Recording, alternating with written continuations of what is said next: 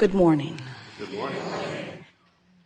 We are extremely pleased that you are here. It is good to come together for the purpose of co-creating. Do you agree? Yes. You are knowing what you are wanting. Eager to take thought beyond that which it has been before. Yes. And eager to keep up with it while you do it. Eager to be aware of who you really are. To appreciate your physical perspective for all that it adds to all that is. Ready to focus your mind deliberately for the purpose of vibrational blending with the larger part of you. Ready to continue with the intention that you held even before your physical birth, to come into the physical environment and experience its perfect, balanced contrast for the purpose of coming to your own personal new decisions. Yes? You like remembering that you can be saying, no, don't come to me, I want not that, at the same time that you're vibrationally saying, since I'm giving my undivided attention to you, you thing, you person, you situation, you condition that I do not want, my attention to you is a choice that I'm making vibrationally. Even though if I were to stop and think about it, if I were to be given multiple choices, I would not choose you, but my attention to you does choose you. You like knowing that? We like you knowing that. We like you knowing that this is an attraction-based universe, which means it's an inclusion-based universe, which means you get what you give your attention to. You get what you practice most with your thoughts. You get the vibrational essence of how you predominantly feel. Do you accept that when you sleep, that you become one with the source within you? Yes. And do you accept that a part of your consciousness, the same part of your consciousness that was born into this physical body to begin with, is the part of you that wakes up in your physical body when you awaken in the morning? And do you accept that vibrationally speaking, there is the potential of two very different vantage points? So, did you follow us when we say that when you wake up in the vibration that you went to sleep in? So if something's been going on and you are ornery and irritated and you go to sleep and just out of exhaustion you sleep, when you wake up, even though your physical apparatus has rested, your vibration will pick up right where you left off. So if you go to sleep out of the vortex, you wake up out of the vortex. And so the dreams that you dream are indications of what you're doing vibrationally. So are you following that? Is it pretty easy to understand, knowing what you know about the aspects of you? Now consider this. You're going to like this. So as you slumber and the larger part of you reemerges into non-physical, what do you think happens to the cells of your body? Do the cells of your body release all resistance while you sleep? What do you think? Yes. Well, they don't release all resistance, but they do a lot better job of releasing resistance than you do with your conscious mind, because the cells of your body don't hold grudges. In other words, it's sort of like the beasts of your planet. Your animals are not as creative as you humans. They are also much less resistant. So humans are much better at sifting through contrast and launching desires than the animals of your planet are. But the animals are much more likely to be in the vortex. So the cells of your body are more like the beasts of your planet. They are not holding grudges. That's why recovery from illness is often associated with slumber. That's why people often go into comas and recover from things otherwise. In other words, your physical apparatus really gets a head start on reclaiming vibrational balance every night that you sleep. So imagine this process. Imagine having a day that's not all that great, but getting in bed and deliberately trying to withdraw your thoughts from what was bothering you and focus upon something that you can bask about, like maybe even the comfort of your bed. And imagine falling to sleep as best you can in a sort of more basking perspective, and then slumbering where you withdraw consciousness from this physical apparatus and time-space reality.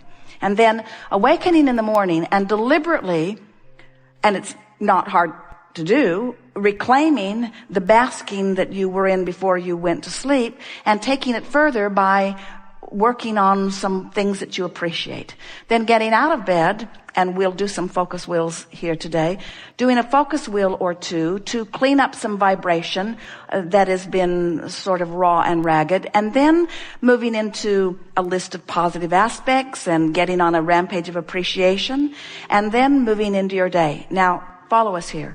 Then the next night, doing the same, and the next night, doing the same, and the next night, doing the same.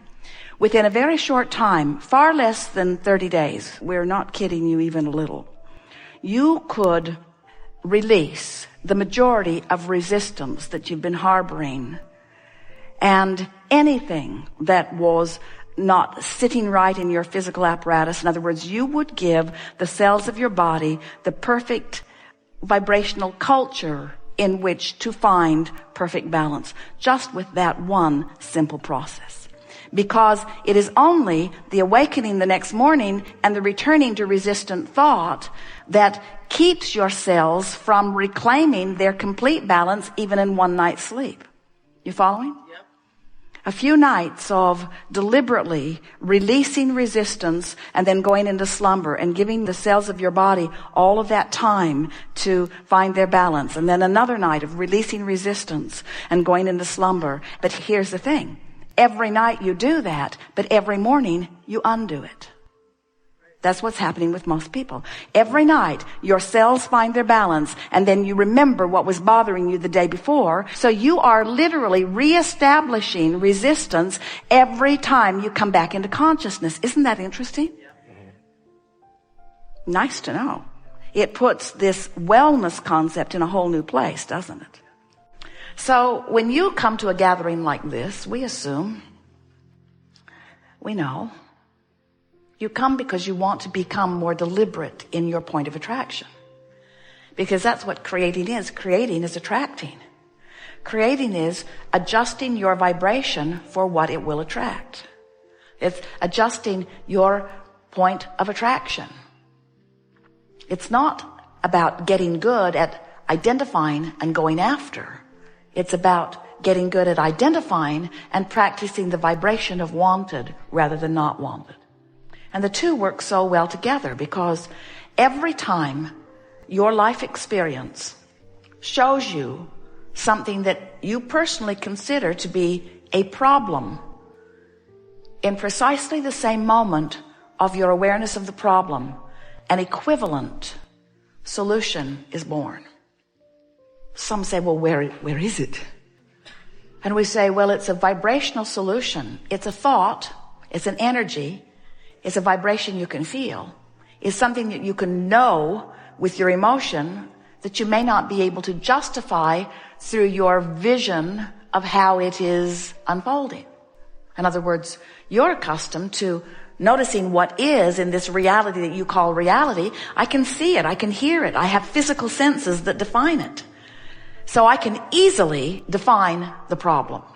And when the solution shows up, I will easily be able to define the solution. I know what the cure to polio now is.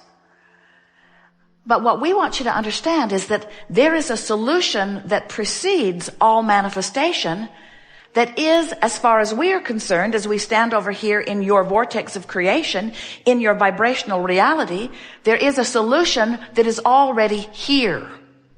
And while you can't see it, you can know it. So we'll be talking today about anything that you want to talk about. We're eager to talk about whatever it is.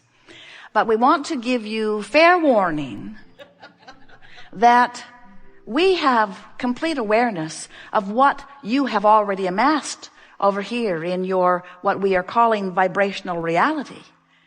What we are calling this vortex of creation, where all things that match your desire have been assembled. All cooperative components have been assembled. The question is, are you a cooperative component? And if you're worried about something, if you're frustrated about something, as Esther thinks back, the few times that her mind moved in the direction of where they were parking the bus, she has to acknowledge that she thought about it from the I know what I don't want standpoint no more than she did I know what I do want. They're also under an acorn tree.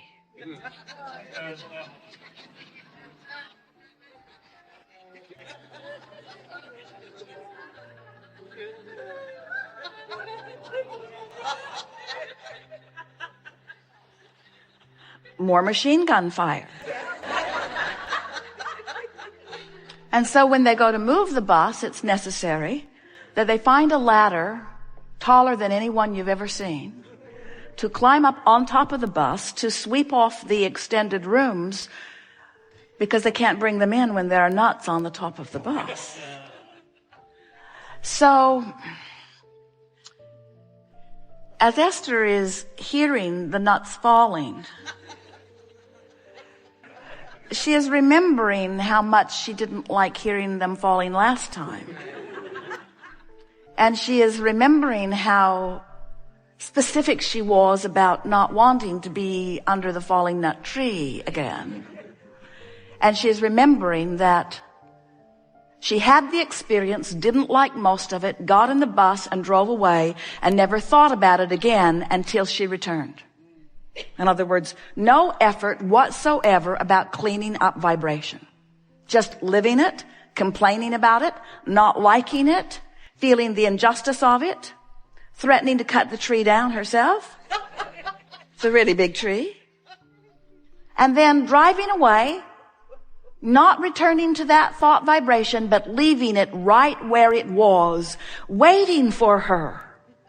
So the people who are establishing the new assignment are inspired by the power of her vibration to put her right there on that spot where she belongs. There's no injustice ever, is there? So we've been playing with this for a while. We've been talking about this vortex of creation. And we've been telling you that when you have negative emotion, you're not in the vortex. And when you feel positive emotion, you are in the vortex. In other words, the better you feel, the more you are in vibrational sync with who you really are. So Esther's really been thinking about this every spare moment. She's been thinking about Abraham says that this vortex of creation, where they stand and where the larger part of me is and where everything I want is, Abraham says that is present tense for them.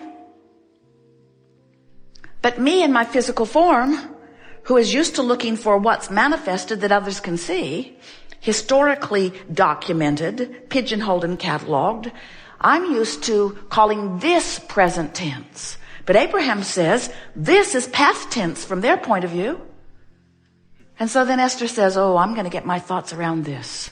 I'm going to see what's in that vortex. So she began visualizing, trying to imagine it. And we said, Esther, if you will not try so hard to see what you cannot yet translate with your eyes, if you will feel it, if you will feel for it, rather than need to make it the physical reality that can be seen, feel for it.